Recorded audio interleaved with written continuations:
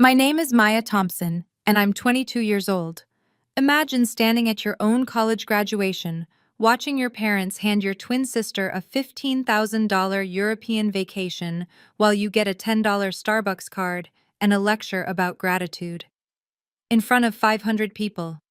That's exactly what happened to me last May, and it changed everything about how I see family, success, and self-worth.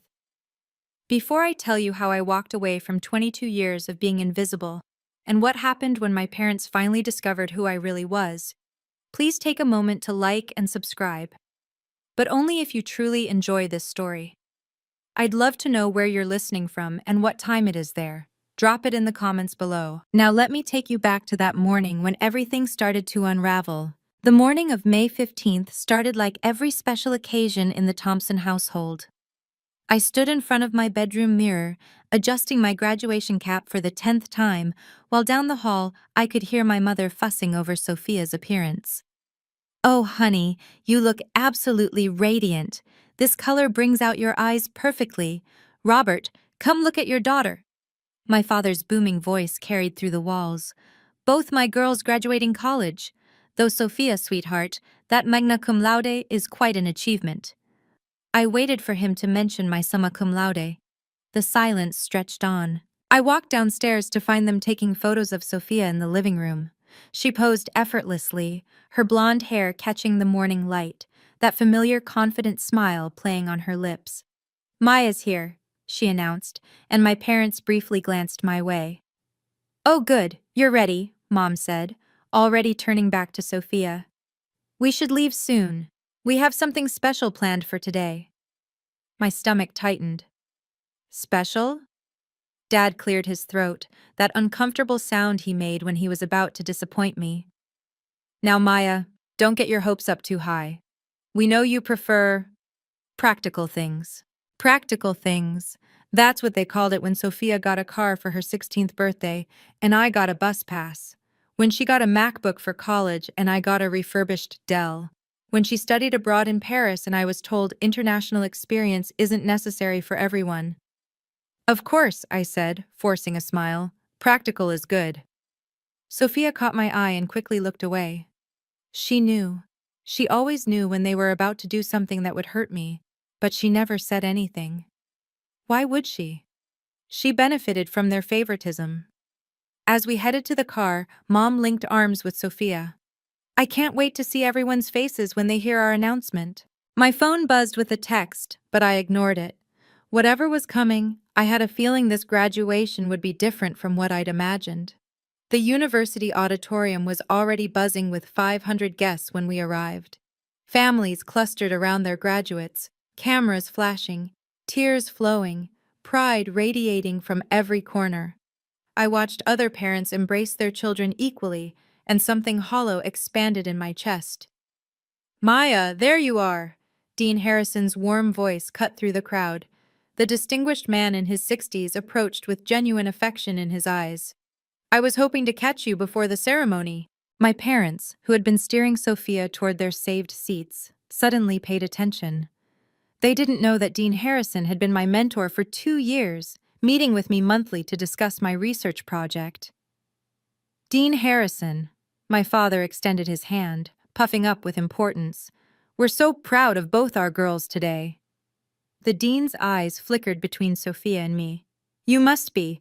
Maya's achievements this year have been extraordinary. That project she's been working on—" He paused, smiling at me meaningfully. "Well, let's just say some very important people have taken notice." "Project?" My mother's voice carried a note of confusion. "Maya, you never mentioned any special project." "Because you never asked," I thought. Out loud, I said, "It wasn't a big deal." Dean Harrison raised an eyebrow but didn't contradict me. "I'll see you after the ceremony, Maya. We have things to discuss." He squeezed my shoulder before walking away. "What was that about?" Sophia asked, genuine curiosity in her voice. "Nothing important," I said, because that's what they'd trained me to say about my accomplishments. My phone buzzed again. This time I glanced at it. Marcus Smith. "The offer letter is ready. 6 figures just like we discussed. Can't wait to have you on the team." I quickly tucked my phone away, but not before Sophia noticed my expression. Good news? Maybe, I said. My parents were already posing with Sophia for photos, directing extended family members to join them. Get one with both girls, someone suggested, and I was waved over as an afterthought. In every photo, I stood slightly to the side, like I was photobombing my own family portrait. Ladies and gentlemen, the announcement system crackled to life. Please take your seats. The ceremony will begin in 5 minutes. Mom grabbed Dad's arm excitedly. Robert, should we tell the photographer about our surprise? We'll want to capture the moment. The hollow feeling in my chest grew heavier. Whatever they had planned, it was big enough to hire a photographer. And somehow, I knew it wasn't for me. As I took my seat in the graduate section, memories flooded back unbidden. Our 16th birthday party played like a movie in my mind. The whole family gathered in the backyard as Dad made his grand announcement. Sophia, sweetheart, come here. He'd dangled car keys in front of her while she squealed with delight. Then he'd turned to me with that same uncomfortable expression. Maya, we got you something practical, too. A bus pass. A year-long bus pass. Maya needs to learn independence, Mom had explained to our confused relatives. Sophia's more social, she needs a car for all her activities. The pattern never changed.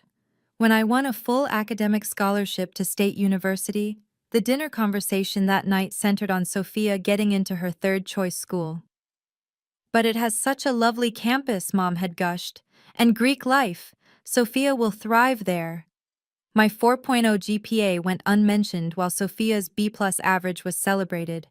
My research publication in an academic journal was overshadowed by Sophia making the sorority social committee.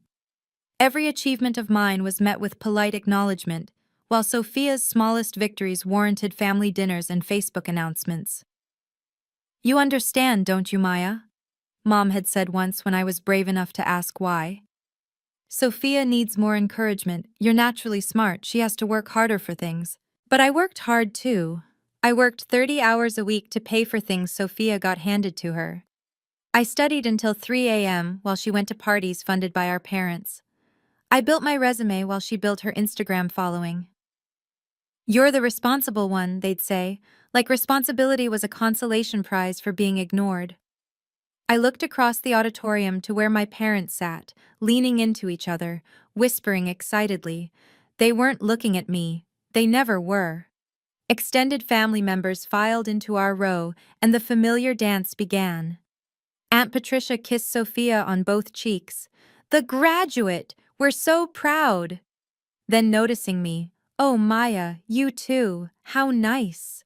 Uncle James handed Sophia an envelope. A little something for your future. He patted my shoulder. Keep up the good work, kiddo. I sat isolated in a sea of people, watching my family orbit around Sophia like she was the sun and I was Pluto. Technically part of the system, but too far away to matter.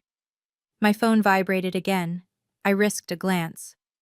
Marcus Smith. Also, the MIT recommendation went through. Full ride for your master's. Announcement next week. My heart hammered. MIT, full ride. The words felt surreal.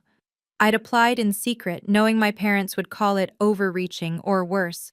Compare it to Sophia's rejection from her dream school. What's got you smiling? My cousin Derek slid into the seat beside me, one of the few family members who actually saw me. Just thinking about the future, I said carefully. About time something good happened for you. He lowered his voice. I don't know how you stand it, Maya. The way they treat you and Sophia differently. It's fine, I lied. It's not, he said firmly. But something tells me you're not going to take it much longer. Before I could respond, the lights dimmed. The ceremony was beginning. My parents were practically vibrating with excitement, and I noticed they'd moved a professional photographer into position near their seats. What do you think they're planning? Derek whispered. Nothing good, I whispered back, the weight of 22 years of experience behind those words. The university president took the stage, and I straightened my shoulders. Whatever was coming, I'd face it with the same dignity I'd maintained all these years, even if it killed me inside. Summa cum laude, Maya Thompson. I walked across the stage to receive my diploma, the honor cords heavy around my neck. The applause was polite, standard. From my parents' section, I heard modest clapping, no whistles, no standing ovation, just the bare minimum acknowledgement that their daughter had achieved the highest academic honor possible. I returned to my seat and watched 15 minutes later as Sophia's name was called. Magna cum laude, Sophia Thompson. The difference was immediate. My father's whistle pierced the auditorium. My mother stood up, tears streaming, hands clasped over her heart. The photographer they'd hired snapped rapid-fire shots. Extended family members cheered like she'd won an Olympic gold medal. Sophia had the grace to look slightly embarrassed as she walked back, catching my eye with an apologetic shrug. We both knew magna cum laude was impressive, but summa was higher. We both knew it didn't matter. And now, the MC announced, before we conclude, we have a special segment. Some families have requested time to share personal moments with their graduates. My blood turned cold. Around me, other graduates looked confused. This wasn't in the program. First, we'd like to invite Robert and Linda Thompson to the stage. My parents practically ran up, my mother clutching my father's arm, both of them beaming. The photographer positioned himself for the perfect angle. Thank you. My father took the microphone, his salesman voice filling the auditorium. We are blessed with 2 daughters graduating today. 2 different paths, 2 different journeys. My mother took the mic. Sophia, sweetheart, could you come up here? Sophia looked at me, something like guilt flashing in her eyes, before making her way to the stage. I remained frozen in my seat. Maya, my father called out, almost as an afterthought. You too, honey. The walk to that stage felt like a death march. Standing on that stage, I felt 500 pairs of eyes on us. The lights were hot and bright, making it impossible to hide. My mother had positioned Sophia between her and my father, while I stood slightly to the side, like a punctuation mark at the end of their perfect family sentence. We wanted to share this moment with all of you, Dad said into the microphone, his voice carrying that false warmth he used with clients. Because family celebrations are meant to be witnessed. I knew then, with absolute certainty, that whatever came next would hurt. They'd brought me up here not to celebrate me, but to ensure I couldn't escape whatever they'd planned. As parents, Mom took the mic, her voice trembling with emotion. We've watched our girls grow into young women. Sophia has always been our social butterfly, our shining star who lights up every room. The audience made appropriate cooing sounds. I stood there, smile frozen, waiting.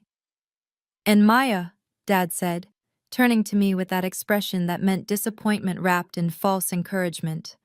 Our quiet one. Still waters run deep, as they say. Though sometimes we wish those waters would sparkle a bit more. Nervous laughter rippled through the audience. Some people shifted uncomfortably. Dean Harrison, I noticed, was frowning from his seat in the faculty section. We believe in teaching our children different lessons based on their needs, Mom continued. Sophia has always reached for the stars, while Maya needs to learn the value of humility and gratitude. My cousin Derek stood up abruptly and left the auditorium. He couldn't watch what was coming. I envied him that option.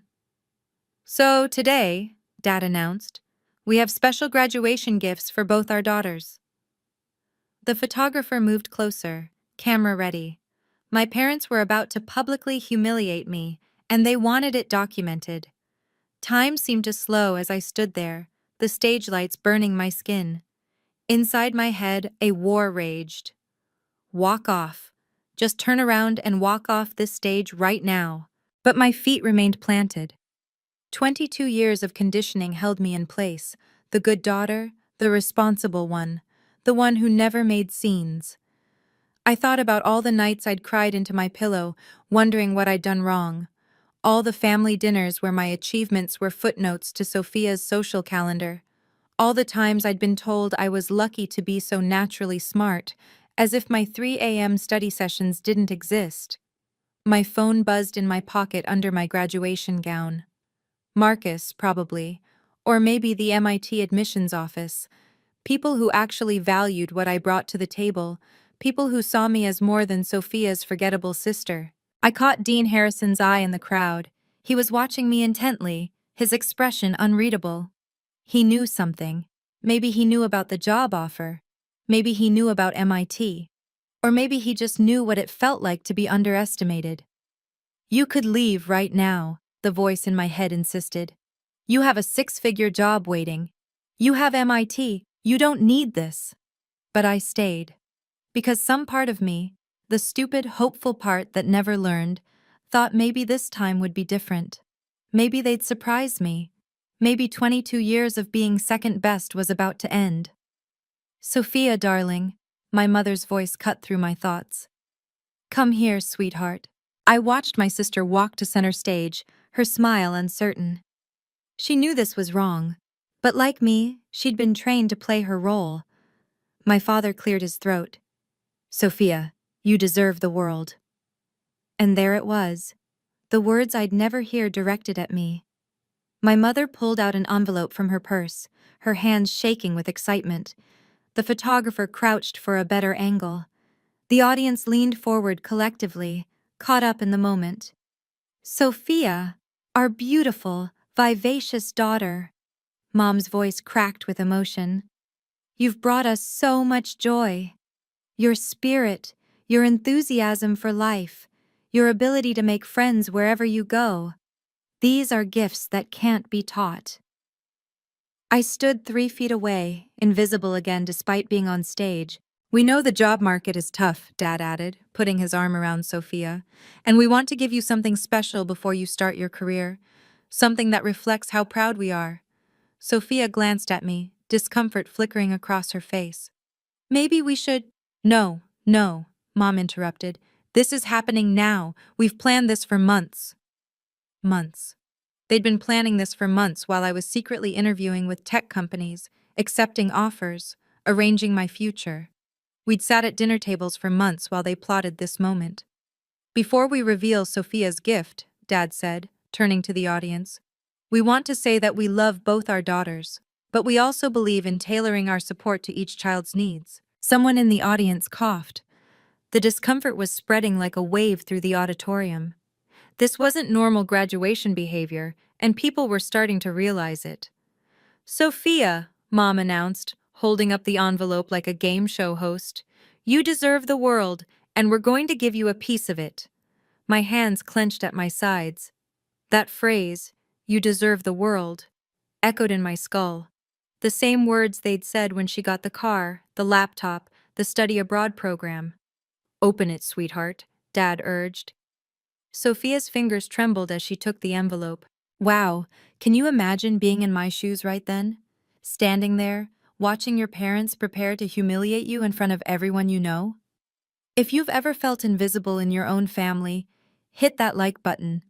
And tell me in the comments, what would you have done? Would you have walked off that stage or stayed to see it through? Keep listening, because what happens next changed everything. Now, back to that moment when Sophia opened the envelope. Sophia pulled out the contents of the envelope, and her gasp echoed through the microphone. "Oh my God, are you serious?" "3 months in Europe," my mother announced to the audience, tears streaming down her face. $15,000, all expenses paid, hotels, flights, meals, shopping money, everything. The audience erupted in surprised murmurs. Someone whistled appreciatively, others looked stunned at the extravagance. "London, Paris, Rome, Barcelona," Dad listed off, pride radiating from every word. "You'll see it all, sweetheart. You've earned this." Earned. The word hit me like a physical blow. What exactly had Sophia earned that I hadn't? I graduated summa cum laude while working 30 hours a week. She graduated magna cum laude while our parents paid for everything. "This is too much," Sophia said, but she was already crying happy tears, hugging our parents. "Nothing is too much for you," Mom said into the microphone, making sure everyone heard. "You've always been our shining star, the one who brings light into every room, the daughter who makes us proud every single day. The photographer was going wild, capturing every angle of their embrace. Extended family members were standing, applauding. My aunt was wiping tears, and I stood there 3 feet away, forgotten. "When do I leave?" Sophia asked, her voice bright with excitement. "Next week," Dad announced. "We wanted you to go while you're young, before life gets too serious. This is your time to shine, baby girl." Dean Harrison had stood up in the faculty section. He was staring directly at me, his expression a mixture of anger and concern. He started making his way toward the side of the stage. "Now," my mother said, finally remembering I existed. "Maya, sweetheart, come here." The tone shift was so dramatic that several people in the audience actually gasped. The warmth drained from my mother's voice as she turned to me. The photographer actually lowered his camera, sensing the shift in atmosphere. "Maya," Dad said, his tone now professorial, like he was about to deliver a lesson. "Our practical daughter. Our serious one." The audience had gone quiet. The celebration atmosphere evaporated like morning mist. "We've watched you work so hard," Mom said, but it didn't sound like praise. "Always studying, always buried in books, never taking time to enjoy life like your sister does." "She needs to learn different lessons," Dad announced to the audience, as if they'd asked for an explanation. "Maya tends to be, how should I put this, less grateful for what she has." Someone in the audience actually said, "What?" "She's always wanting more," Mom added, completely rewriting history, "always comparing herself to others. We think it's important she learns that life isn't about material things." I hadn't asked them for anything in 3 years. Not since I'd learned that asking meant hearing about how Sophia needed it more. "Success isn't just about grades," Dad continued, his voice taking on that patronizing tone I knew so well. "It's about character, humility, understanding your place in the world." My place. He was literally putting me in my place, in front of 500 people. Professor Martinez, who'd supervised my research, stood up and walked out. She didn't even try to be discreet about it. "So Maya," Mom said, reaching into her purse again, "we have something for you too. Something that we hope will teach you the value of appreciating small gestures." The comparison was so blatant, so cruel, that even Sophia stepped back, her celebration forgotten. "This isn't right," someone whispered loudly enough for the microphone to catch. But my parents were too deep into their performance to stop now. My mother pulled out a small white envelope, the kind you get at grocery store customer service desks. She held it between 2 fingers like it was something precious. "Maya, this is for you." I took the envelope with steady hands, though inside I was shaking. The paper felt cheap, flimsy. I opened it slowly, already knowing it would be bad but not imagining how bad. A Starbucks gift card fell into my palm. The amount was printed clearly, $100. The auditorium went completely silent. Someone's program fluttered to the floor, the sound echoing in the stillness. $10, Mom said into the microphone, as if people might not understand. "To remind you that life's pleasures should be simple, that a cup of coffee can be just as meaningful as," she gestured to Sophia, "grander adventures." "It's about learning gratitude," Dad added, his voice booming through the speakers. "Some children need to be given the world. Others need to learn to appreciate what they have." I heard someone in the audience say, "Are they serious?" "This represents starting small," Mom continued, completely oblivious to the horror spreading through the crowd. "Maybe if Maya learns to be grateful for small things, bigger things will come." "We love both our daughters equally," Dad lied to the audience. "We just show it differently." $15,000 versus 10. The math was so absurd that someone actually laughed, a sharp, disbelieving sound. I looked at the gift card in my hand. Then I looked at my parents, really looked at them. They seemed proud of themselves, like they'd just taught me some profound life lesson. I stepped up to the microphone. "Thank you," I said, my voice surprisingly steady. "You've taught me more than you know." The words hung in the air, loaded with meaning they couldn't grasp. I held the microphone with the same steady hands that had typed my resignation letter from this family an hour ago, saved in my drafts, waiting. "Thank you, Mom and Dad," I said, my voice carrying clear and strong through the auditorium. "You've taught me valuable lessons about worth, value, and exactly where I stand." My parents beamed, missing the undertone completely. "You've taught me that some children deserve the world while others deserve $10. You've taught me that love can be conditional, measured in public gestures and price tags." Their smiles began to falter. "Most importantly," I continued, looking directly at them, "you've taught me that family isn't always the people who share your blood.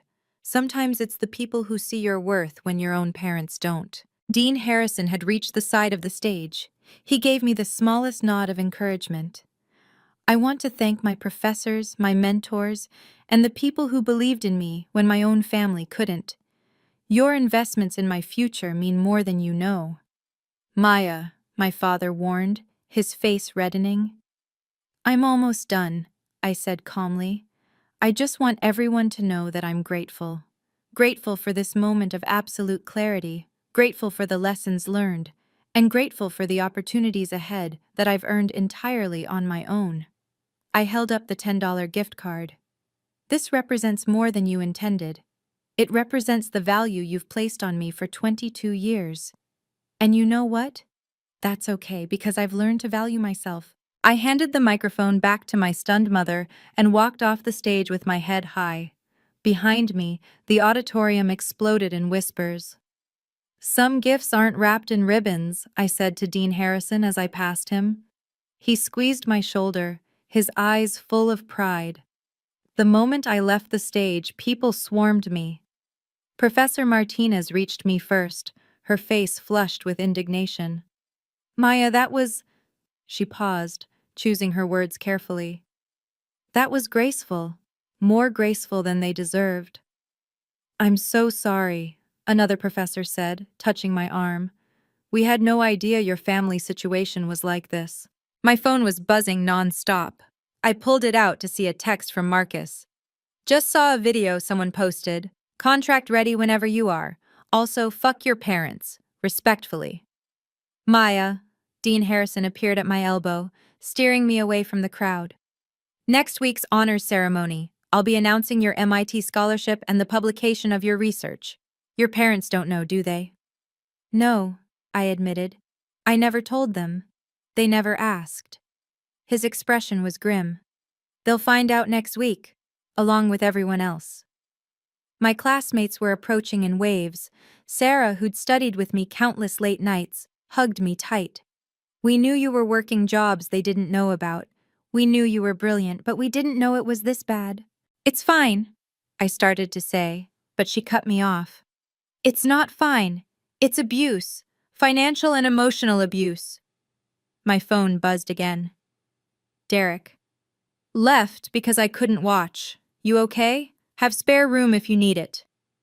I looked back at the stage where my parents were trying to salvage the situation, talking rapidly to confused relatives.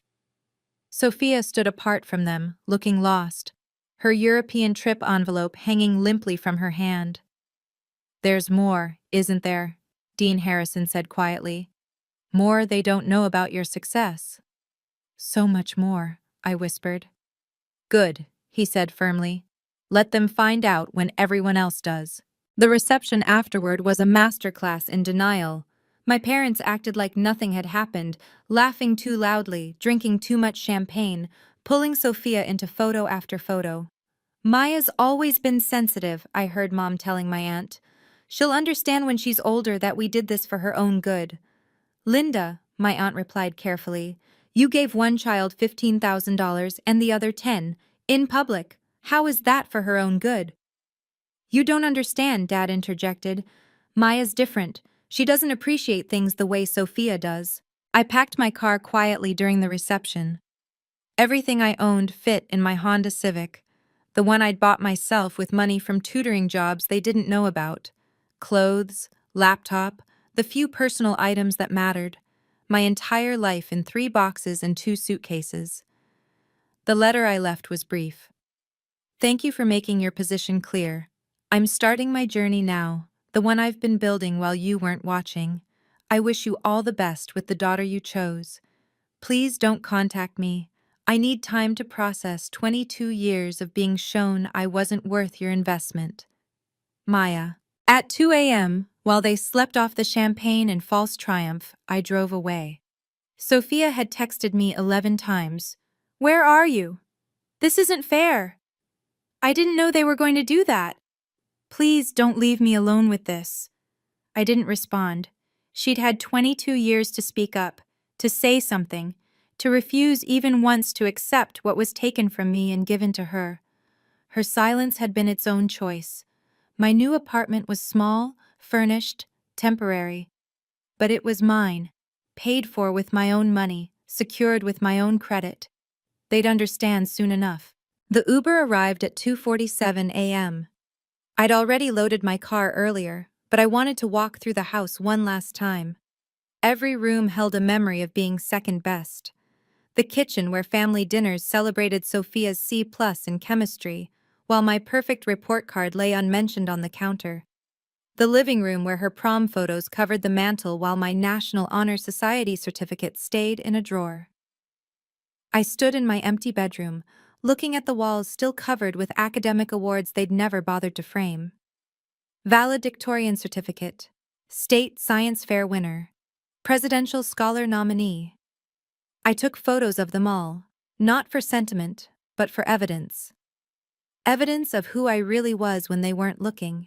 My phone screen showed 17 missed calls from various family members.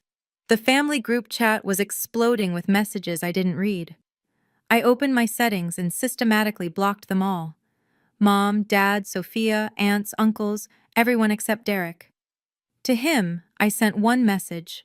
Starting fresh, I'll reach out when I'm ready. Thank you for seeing me. He replied immediately despite the hour. Proud of you. Always here. The apartment Marcus had helped me find was 40 minutes away. Far enough to breathe, close enough to commute to my new job. As I walked through my parents' house one last time, I didn't feel sad. I felt like I was leaving a prison where the bars had been made of disappointment and the locks were my own hope that things would change. I left my house key on the kitchen counter, next to the family photo from last Christmas. In it, I stood slightly apart, like always. But now I understood that distance had been preparing me for this moment. Freedom tasted like silence at 3 a.m., and no one to disappoint. Monday morning, I walked into the gleaming offices of Innovate Tech, wearing a suit I'd bought myself, carrying a laptop bag that wasn't a hand-me-down, feeling like a real person for the first time in my life. Maya Thompson? The receptionist smiled warmly. Mr. Smith is expecting you. Welcome to the team. Marcus greeted me with genuine enthusiasm. There she is, ready to change the world. Ready to try, I said, and meant it. The salary was real. $150,000 at 22. Benefits, stock options, a signing bonus I used to secure a better apartment, numbers that would have made my parents' jaws drop if they'd bothered to ask about my job search. My phone had been silent for 3 days. The blocking held firm, though I'd had to resist checking my old email. Derek sent updates. They're losing it. Calling everyone. Sophia's freaking out. I didn't care. Or rather, I cared exactly $10 worth. The work was challenging, exciting, everything I dreamed of while studying in the library until dawn. My colleagues treated me like I had value, like my ideas mattered, like I was worth investing in. You're exceeding expectations already, Marcus said on Thursday. That algorithm you proposed? Genius. Thank you, I said, still learning to accept praise without qualifying it. By the way, he added casually, Sophia Thompson applied for our entry-level marketing position. Any relation? My stomach clenched. My twin sister. Ah. He studied my face. I saw the video from graduation. Want me to handle this? No, I said firmly. Treat her like any other candidate. Fair and square. Fair and square, he agreed. Though between you and me, her resume doesn't hold a candle to yours. 3 days until Dean Harrison's ceremony. 3 days until the truth went public. While I was building my new life, Sophia was apparently unraveling. Derek sent me screenshots I didn't ask for, but couldn't help reading. Sophia's Instagram post. When your sister disappears and your parents pretend everything's fine, this family is built on lies. The comments were brutal. People from graduation had shared the story. The video someone took had gone viral in our university network. Hashtag $10 Maya was actually trending locally. She'd applied to Innovate Tech without knowing I worked there. Her cover letter, which Marcus showed me per protocol, mentioned her strong family values and supportive network. The irony was thick enough to choke on. Mom and Dad, according to Derek, were in full damage control mode. They told everyone I was taking some time to find myself, and that my dramatic exit was just temporary. They were still booking Sophia's Europe trip, posting about it on Facebook like nothing had happened. Your parents asked me where you're working, Derek texted. Told them I didn't know. They don't believe me. Good. Let them wonder. Let them realize that the daughter they'd ignored had been building an entire life they knew nothing about. Sophia had tried emailing my university account. Maya, this is insane. Come home. Mom and Dad are sorry. They want to talk. They weren't sorry. They were embarrassed. There's a difference. The dean's ceremony was tomorrow. I'd confirmed my attendance, knowing full well my parents would be there for Sophia's minor award. She was getting a participation in student activities certificate. I was getting something else entirely. You sure you want to do this? Marcus asked when I requested the afternoon off. They made their choices in public, I said. It's only fair they see the consequences the same way. Tomorrow, everything would change. Again. Sometimes the best response to disrespect is success. If you've ever had to choose between family harmony and self-respect, you know this feeling. What do you think? Did I go too far by leaving, or not far enough? Drop a comment below with your thoughts. And if you're still listening, that means this story resonates with you. Make sure you're subscribed, because what happens next? It's the kind of karma you dream about. Now let me tell you about the ceremony that changed everything. The annual honors ceremony was smaller than graduation, maybe 200 people in the university's elegant reception hall.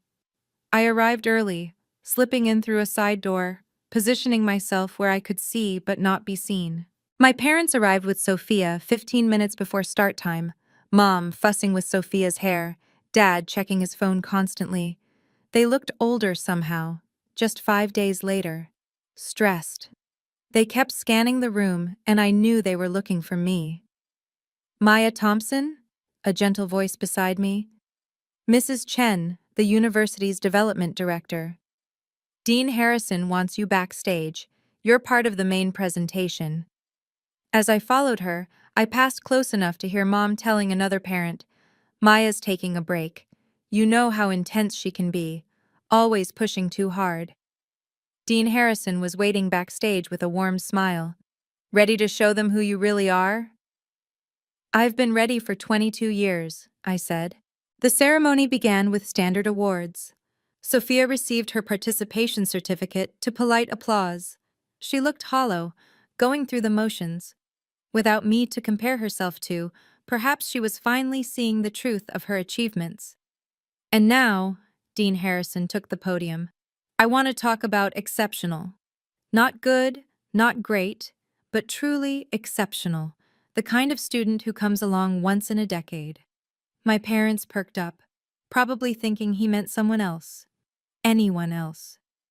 This student maintained a perfect 4.0 while working 30 hours a week, published groundbreaking research in artificial intelligence, secured a position at one of the nation's top tech firms, and did it all while facing personal challenges that would have broken most people.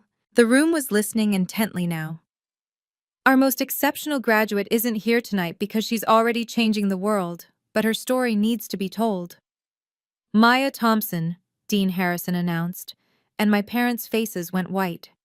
Valedictorian, summa cum laude, published researcher, and as of this week, the youngest senior developer ever hired at Innovate Tech, with a starting salary that would make full professors envious. Gasps rippled through the audience. Someone whispered, "Isn't that the $10 gift card girl?" But that's not all, Dean Harrison continued, his voice carrying clear authority.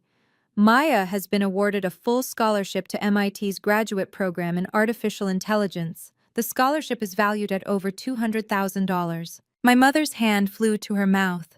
My father gripped his chair. She achieved this while working multiple jobs to support herself through college, never once asking for help, never once complaining. She tutored struggling students for free.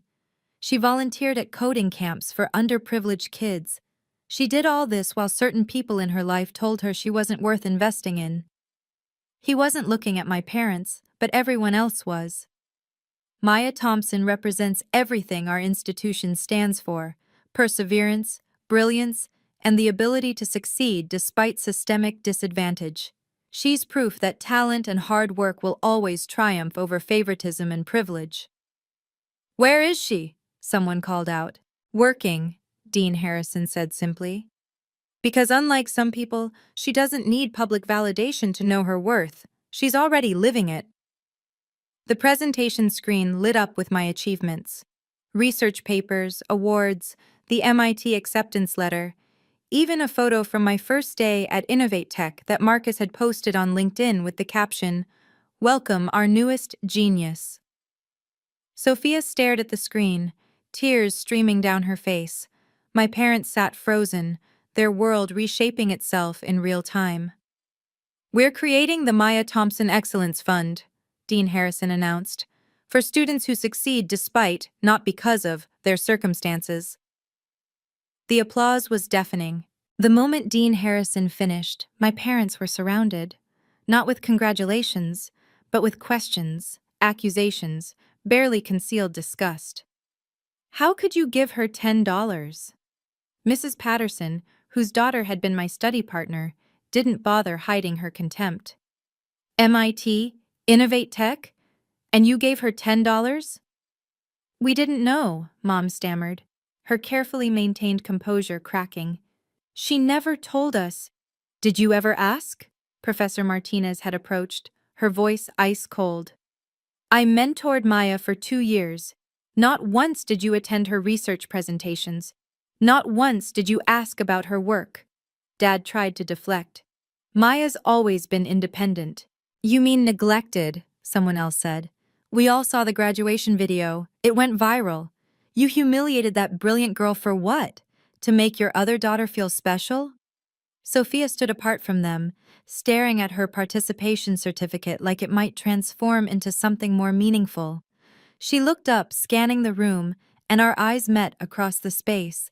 I hadn't meant to be seen, but there I was, standing in the back doorway. The recognition in her eyes was immediate.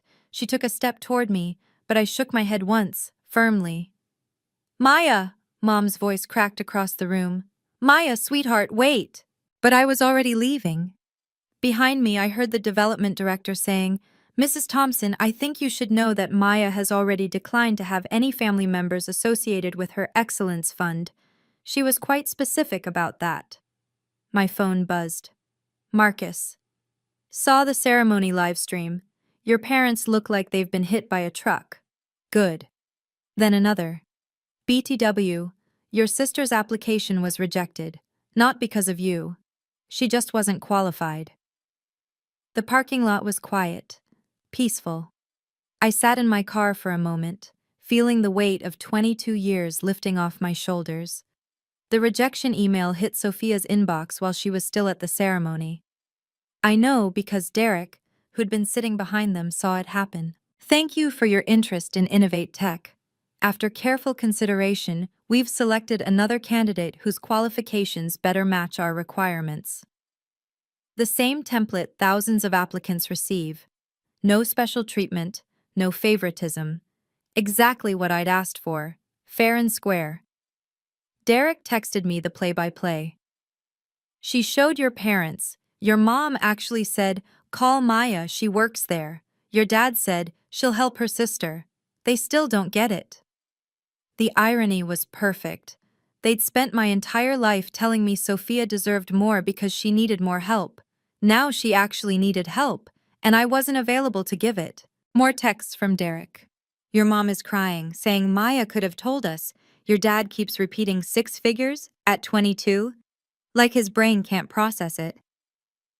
Marcus called me that evening. Your sister's application was interesting. Her main qualifications seemed to be excellent at social media engagement. She listed her Europe trip as upcoming international experience. The trip our parents gave her, I said flatly. Yeah, I figured. Look, even if you'd wanted me to hire her, I couldn't. She's not qualified for any position we have. Her degree is in communications with a 3.2 GPA. No internships, no relevant experience, no technical skills. All those years of being told Sophia was the star, and it turned out she was only shining in the small universe of our family's delusions. She listed your mother as a reference, Marcus added. Under relationship to applicant, your mom wrote, proud parent of exceptional daughter. She meant Sophia, I said. Obviously. But the irony is delicious. It was. It really was. By day 7, I had 47 missed calls, despite having blocked their numbers. They'd been calling from other phones, leaving voicemails that went to a folder I checked once out of morbid curiosity. Mom, crying. Maya, sweetheart, we didn't know. How could we know if you didn't tell us? Please come home. We love you. Dad, angry. This is ridiculous, Maya. You're being childish. Family doesn't abandon family over money. Sophia, desperate. I need that job, Maya. Mom says you can put in a word. It's not fair that you're punishing me. Mom again, bargaining. We'll cancel Sophia's trip. We'll give you the money instead. Is that what you want? Dad again, guilt. Your mother hasn't stopped crying. You're breaking her heart. Sophia again, bitter. You got everything you wanted, the job, the scholarship, the attention. What more do you need? The most telling one was from Mom, late at night, wine-slurred. You were always so easy, Maya. Never asked for anything, never complained. Sophia was louder, needier. We thought you were fine. We thought you didn't need us. That one almost got to me.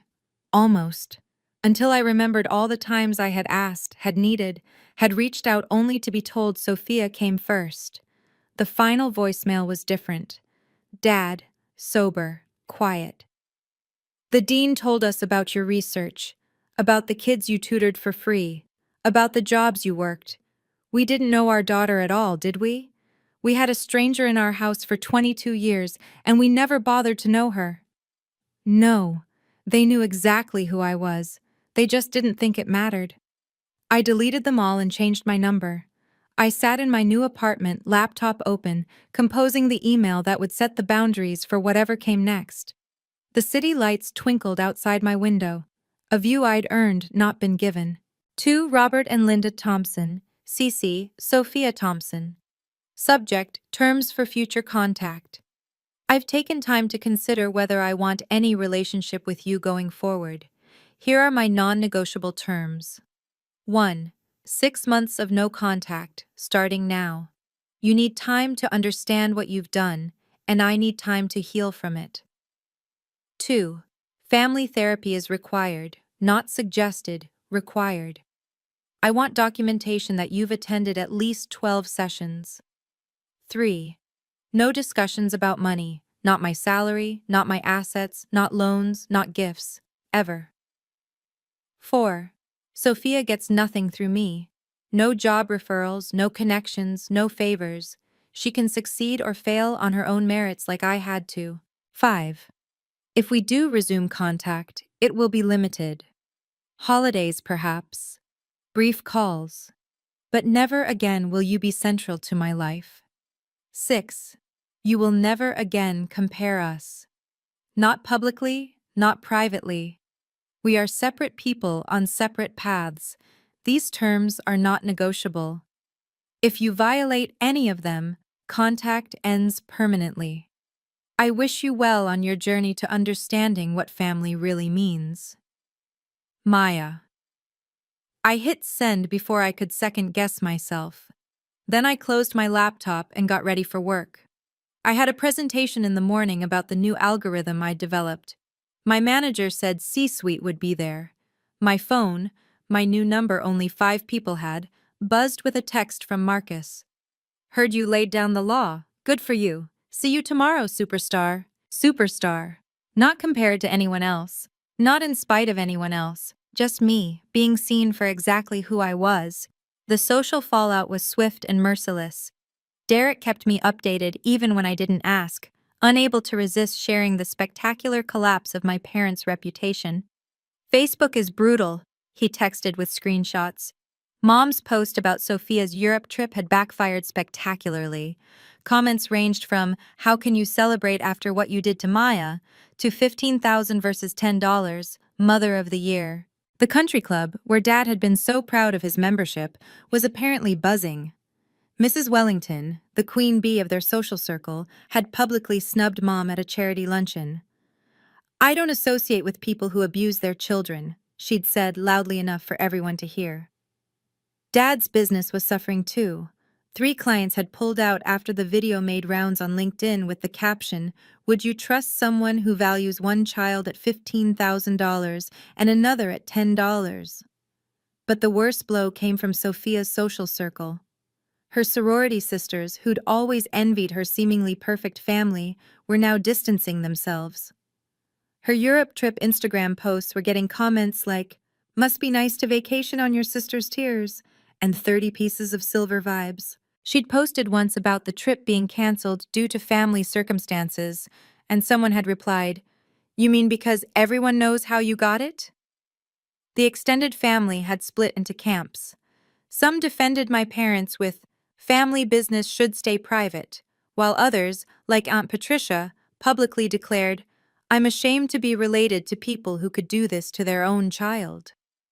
The reputation they'd spent decades building, successful family, 2 beautiful daughters, pillars of the community, had crumbled in a week. All because they'd decided to show their favoritism in public, never imagining that the daughter they discounted might be worth more than they'd ever dreamed. 3 months into my job, Marcus called me into his office with barely contained excitement. "The board loved your algorithm. They want to fast-track you to team lead." "Already?" I sat down stunned. "But I just started." "Maya, you've revolutionized our data processing. What takes competitors hours, we now do in minutes. That's worth millions." He slid a new offer across the desk. 20% raise, equity increase, and you'll be managing 5 engineers. I stared at the numbers. At 22, I'd be making more than my father ever had in his best year. "There's more," Marcus continued. "MIT called. They want you to start the program early, this fall instead of spring. They're offering additional funding for your research." My life was accelerating at a pace I'd never imagined. Every week brought new opportunities, new validations of my worth. The tech community had embraced me completely. I was invited to speak at conferences, contribute to journals, collaborate with industry leaders. "You know what the best part is?" Sarah, my colleague, said over lunch. "You're not successful because of your family name or connections. You're successful because you're fucking brilliant." I'd built a new family of mentors, colleagues, and friends who saw me clearly. Dr. Harrison checked in weekly. Professor Martinez invited me to guest lecture. My team at work had become my closest confidants. "My parents gave my sister everything," I told Sarah one day. "Private tutors, test prep, networking events, and I still outperformed her with nothing but library books and determination." "That's not nothing," Sarah corrected. "That's everything. That's character." The biggest surprise came at month 6, a call from Forbes. They wanted to feature me in their 30 under 30 list for technology innovators. But the biggest surprise came at month 6. The letter arrived exactly 6 months after I'd sent my terms. Thick, handwritten, addressed in my mother's careful script to my office. They didn't have my home address. Inside were 3 separate letters. I read Dad's first. "Maya, we've attended 13 therapy sessions. Dr. Coleman says we have Golden child syndrome. We chose Sophia to be special because she seemed to need it more, and assigned you the role of the responsible one. We damaged both of you.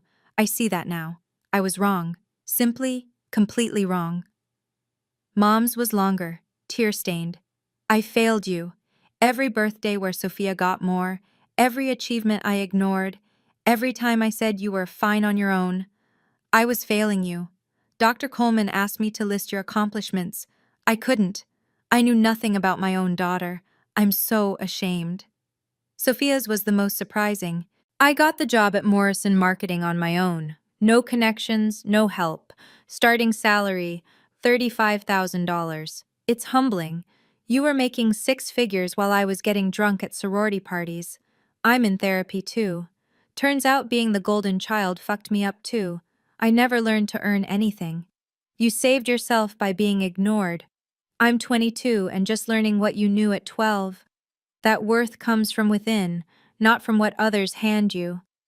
I'm sorry I took what should have been yours. All of it. The letters felt genuine, but trust was a bridge burned to ash. Still, something in me softened slightly.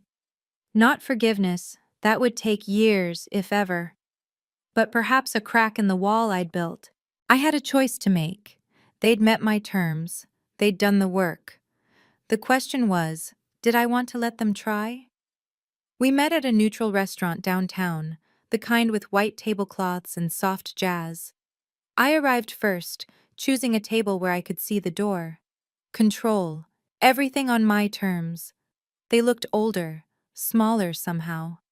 6 months had carved new lines on their faces. Sophia had changed the most. Gone was the entitled princess. She looked tired, humbled, real.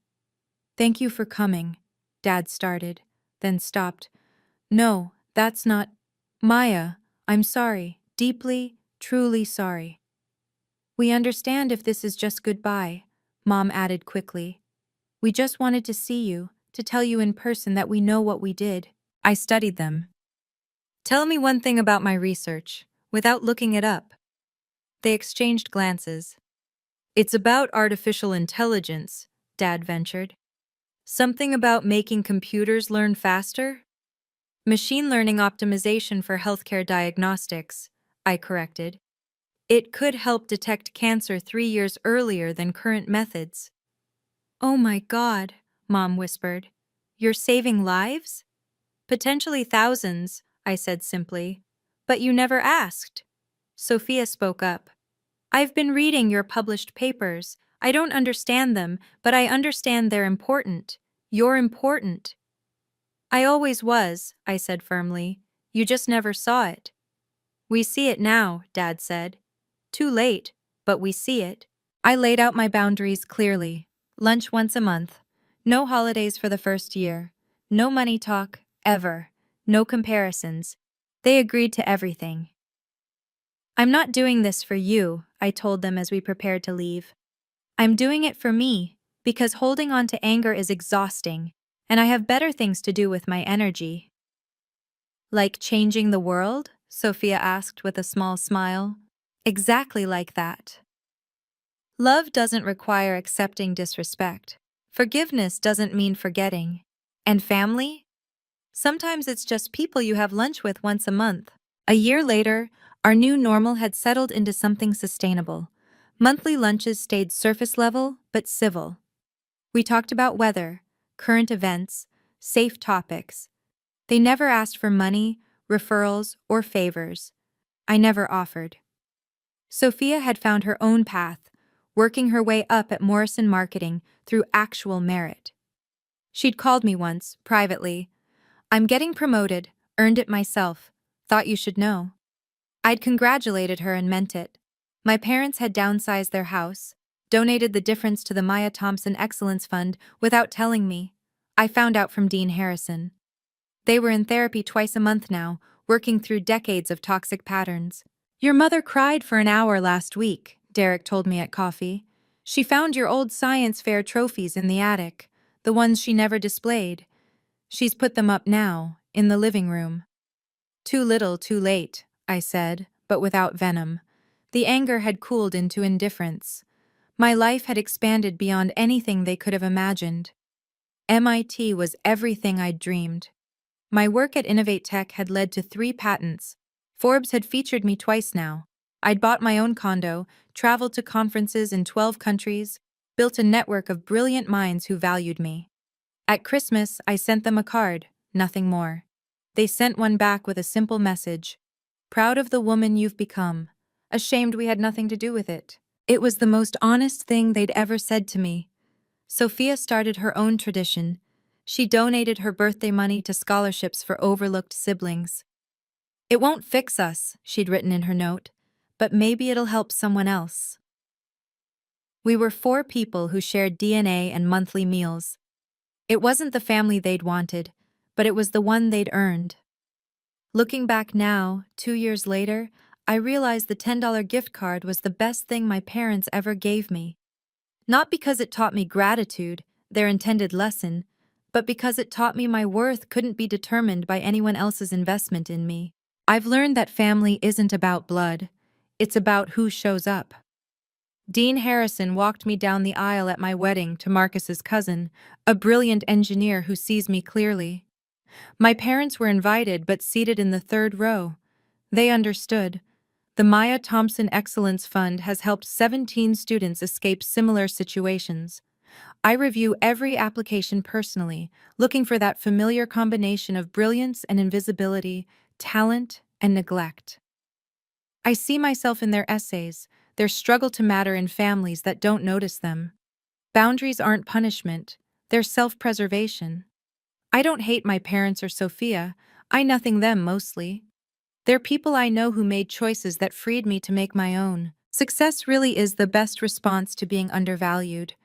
Not revenge success, not I'll show them success, but the quiet, sustainable success of building a life where your worth is never in question. My parents gave Sophia $15,000 and the belief she deserved the world. They gave me $10 and the knowledge that I'd have to earn everything myself. Looking at where we both are now, I got the better deal. Sometimes walking away is walking towards something better. Sometimes the family that raises you is just preparing you to find the family that celebrates you. What boundaries do you need to set? What assumptions about your worth do you need to challenge? Your value isn't determined by how others treat you, it's determined by how you treat yourself. And that's worth infinitely more than $10.